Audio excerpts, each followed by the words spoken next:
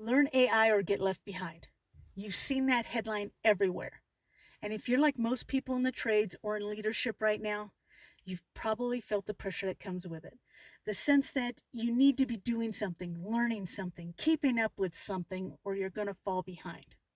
I want to offer you a different way to look at this. Hi, everybody. I'm Shar, and I've spent 25 years in fleet operations and 20 years competing in rodeo. And in both worlds, I've watched technology come in and supposedly revolutionize everything more times than I can even count. New platforms, new equipment, new systems that were going to change the game. And some of them did, and some of them didn't even last 3 years. And the people who made it through every single wave, who are still standing, still leading, still the ones people call, they weren't the ones who adopted every new tool the fastest. They were the ones who knew when to use the tool and when to put it down. That's a skill, and it's one you may already have, and you may not even realize its value. Now, here's what the Learn AI conversation is missing. It assumes the problem is always a lack of technology. It's not. I've watched people in leadership roles get handed incredibly powerful tools, real-time data, automated reporting, diagnostic systems that never sleep, and still make bad calls. Not because the tool failed. It's because they trusted the output over the person standing in front of them. The tool was right. It was the judgment that failed. And here's the truth that nobody that is leading in this conversation is saying. You can't automate judgment. Now, let me give you a real example. A technician tells their supervisor, something feels off with this equipment. I can't put my finger on it. There's no error code, no system alert, nothing flagging in the data. And the supervisor says, system's clean, keep it going. And then the equipment fails less than 6 hours later. The diagnostic system wasn't wrong. It detected what it was built to detect, but it couldn't read what someone who had been working with that equipment every single day for years could feel. That person's experience was the better data source, and the leader who recognized that, who knew when to trust the human over the system, was the one making the right call. That's the skill nobody is teaching. Knowing when to use the tool and knowing when to override it. Knowing when the person in the room has better information than the algorithm. Now, here's why this matters for outliers like you specifically. Think about what you've already built just by surviving in an industry that didn't make it easy. You've learned to read situations fast because the cost of misreading them was higher for you than for the people around you. You learned to assess a room before you opened your mouth because your first word had to count. You built judgment through years of experience, not through a training program. And that is not a soft skill. That is an advanced capability that no language model has figured out how to replicate. And AI can't read the tension in a room before a meeting starts. It can't catch the moment where everything looks fine on paper, but something in the conversation is off. It can't tell the difference between someone who's bought in and someone who's just going through the motions. Those reads are yours, and they're worth more right now, not less.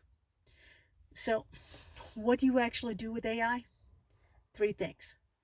First, use it to amplify your work, not replace your thinking. AI is fast. It processes information quickly, handles the mechanical work that used to eat hours, and can help you prepare and communicate faster than ever before. Use it for that. But the thinking, the analysis, the decision, the call, that stays with you. You're accountable for the outcome. Use the tool, but own the judgment. Second, get fluent enough to catch the errors. You don't need to understand how these tools work at a technical level, but you need enough knowledge in your field to recognize when the AI output is wrong. And it is wrong sometimes, confidently wrong. So if you can catch those errors, and with your experience you can, this is a skill that makes you more valuable to any organization, not less. And third, Know what's irreplaceable in your role. And I want to spend a minute here because this is where I think the whole AI conversation goes sideways. People are worried about being replaced, and I understand that. But here's what I've watched happen every single time that technology has disrupted an industry. The people who struggle are the ones who were just doing the mechanical part of the work, the repetitive tasks, the information processing, the things that could be reduced to a formula. The people who become more valuable are the ones who never stop doing the human part of the work, the part that no tool can touch. So let me ask you something. Think about the best leader you've ever worked for, the one you'd follow into a difficult situation without hesitation, the one you'd pick up the phone for at 10 o'clock at night because you knew they'd actually help you. Was it because they had access to better data than everyone else? Or was it because they knew how to read a situation? Because they can tell when something was wrong before anyone said it out loud? Because they made you feel like your experience and your instincts actually mattered? That's the human part. And AI cannot do that. It can't build the trust that makes someone tell you the truth before it becomes a crisis. It can't walk a job site and sense that the crew's morale is off before it even affects the work. It can't sit across from someone who's struggling and know when to offer support or when to give them the space that they need. Those capabilities don't come from a certification course. They come from years of showing up, paying attention, and giving a damn about the people around you. If that's what you've been doing, that work's not going away. And as AI handles more of the mechanical work, the people who can do the human work are going to stand out more, not less. The gap between a leader who brings both to the table and one who can only run the tools is only going to get wider. That's an opportunity, not a threat. So don't just ask yourself, what AI tools should I learn? Ask yourself, what do I do that a tool can never replace? Then get better at that. Go deeper into that. Make that the thing you're known for, because that's where your value lives, and that is not going anywhere.